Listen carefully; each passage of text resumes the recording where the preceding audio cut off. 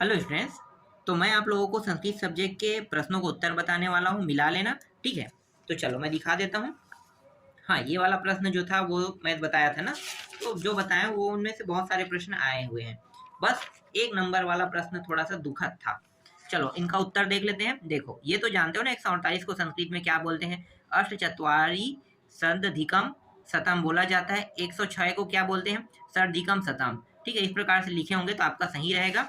इसी तरह से यहाँ पे संधि है ना, संधि कृत्वा तयो नामनी लिखित। तो यहाँ पे क्या है, इसको कैसे सही तरीके से लिखना है ये बताना है। तो ये जो है ना, विमला विमलम लिखा है ना, तो ये इस तरह से लिखा जाता है, म लगा के। यहाँ भी म लगा के लिखना है। और यह यथोगानम जो है, इसे इस प्रकार से लिखते हैं। और ये दोनों जो है ना, व्यंजन संधि है और अनुस्वार संधि है, मतलब अनुस्वार व्यंजन संधि है। ठीक है, ये पूरा मैंने बता दिया। चलो आगे देखो। इसके बाद इसको जब बनाए होंगे आप लोगों ने, तो आप लोगों को क्या पूछा है यहाँ पे? कर्मवाच्य का है ना। तो देखो, अनुजः पाठम पठती, तो क्या कहेंगे? इसको हम कहेंगे अनुजेन पाठा पठ्यते लिखना है। आगे देखो, त्वया अहम दृश्ये, ये कर्तृवाच्य में है तो त्वयम। देखो, त्वया है, त्वयम हो जाएगा। अहम का क्या होगा? मसहम हो जाएगा, पश्यासी। इस तरह से। इसी तरह से देखो, ये है गंगा नदी है, तो गंगा नदी आपको इस तरह से लिखना है। और ये अधि धन ई धन लयाप, तो अधित्य, ये क्या होगा? अधित्य हो जाएगा ना, अधित्य। इसके बाद कुछ प्रश्न है, उनको देख लेते हैं। ठीक है, आगे देखो, और कुछ छूटा है क्या?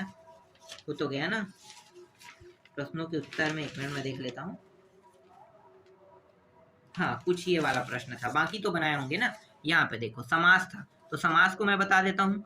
जैसे देखो, अधिहरि को क्या बोलते हैं? हरै इति, ये यथा काम समास है। पीताम्बर को, ये कर्मधारय में भी होता है, ये बहुब्रीहि समास है, और ये कर्मधारय दोनों में होता है। तो जब बहुब्रीहि समास में इसे बनाओगे तो पीतम अंबर अंबरम यस्म यस्य सह लिखोगे। और अगर इसे कर्मधारय समास में बनाओगे तो पीतम अम्बरम लिखोगे, इस तरह से। इसी तरह से पाप मुक्त, ये जो तत्पुरुष समास है, पापत मुक्तः, इस तरह से लिखना है आपको।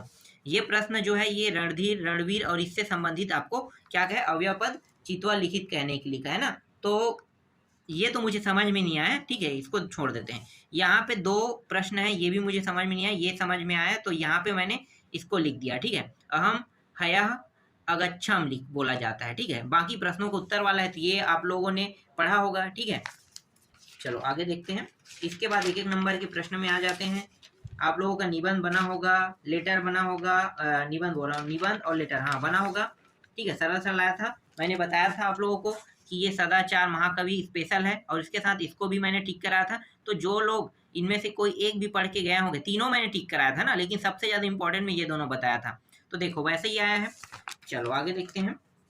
देखो, तक्रम पिबेत, तो ये तक्रम पिबेत का मतलब क्या है? मतलब दही छाछ को क्या करते हैं? भोजन के साथ लेते हैं। निशानते, दिवानते, कार्यांते, क्या कहते हैं? ये मुझे नहीं पता है। ठीक है, मैं अगर यहाँ पे उत्तर लेता तो मैं यहाँ पे दिवानते को लेता, तो मैं यहाँ पे क्लियर नहीं हूँ। इसी तरह से ये जो शब्द है किसका है मुझे पता नहीं, क्योंकि ये अंदर से प्रश्न पूछा है, तो कहानी जिन्होंने पढ़ा है वही जानेंगे। ठीक है, आगे देखो, ये अपी जो है कौन सा विभक्ति है पूछा है? तो अपी द्वितीय तृतीय, जबकि प्रथम विभक्ति है अपी, तो प्रथम तो दिया नहीं है, तो मैं यहाँ पे क्लियर नहीं हो सकता कि किसको लेना है। ठीक है, ये तीसरा तक के मुझे नहीं पता। अब बाकी का मैं उत्तर आपको बताता हूँ। देखो, अजंता, यहाँ पे क लेना है, अच धन अंता, संधि विच्छेद में यही होगा। ठीक है, ये हो जाएगा।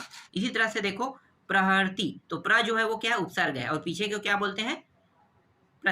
प्रत्यय बोलते हैं ना। तो आगे में लगा है क्या? प्र, तो ये प्र जो है उपसर्ग आएगा। जिन्होंने उपसर्ग लिया उनका आंसर सही रहेगा। संस्कृत का पेपर है और टफ तो रहेगा, क्योंकि संस्कृत हम में से बहुत, अब क्या कहें, मुझे तो आता नहीं है। मुझे लगता है आप लोगों को भी सही तरीके से संस्कृत आता नहीं होगा, इसलिए उत्तर क्या है, अक्सर हम लोग नहीं बना पाते। अगर मुझे संस्कृत का अर्थ पता होता ना, तो मैं उत्तर सबका बना देता, पर मुझे अर्थ ही नहीं पता है। मुझे अपने हिसाब से कुछ ही शब्दों का अर्थ पता है, जिनके हिसाब से मैं प्रश्नों का उत्तर बना रहा हूँ। देखो, जैसे कि खालिसान संस्कृतम पठामी लिखा है ना, तो यहाँ पे मैं अहम लूंगा, क्योंकि मैं संस्कृत पढ़ता हूँ, इस तरह से मैंने बनाया इसे, तो अहम मैंने लिया है, तो अहम ही आएगा यहाँ पे। ठीक है, छात्रेभ्य संस्कृत भाषा, छात्र जो है वो संस्कृत भाषा क्या रहा है? सुन रहा है, तो यहाँ पे मैंने सुतम लिया है।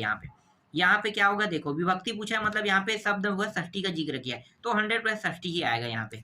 इसके बाद है परिणाम अर्तिनाशनम तो यहाँ पे आपको उत्तर ले लेना है, ये रोचताम ले लेना है, ठीक है। और धनानाम उत्तमम, तो यहाँ पे क्या ले, कामे मतलब इच्छा करना, ठीक है। कामये का मतलब होता है इच्छा करना, तो मैं धन प्राप्त करने की इच्छा कर रहा हूँ कह रहा है, इसलिए यहाँ पे मैंने क्या लिया है, कामये लिया है।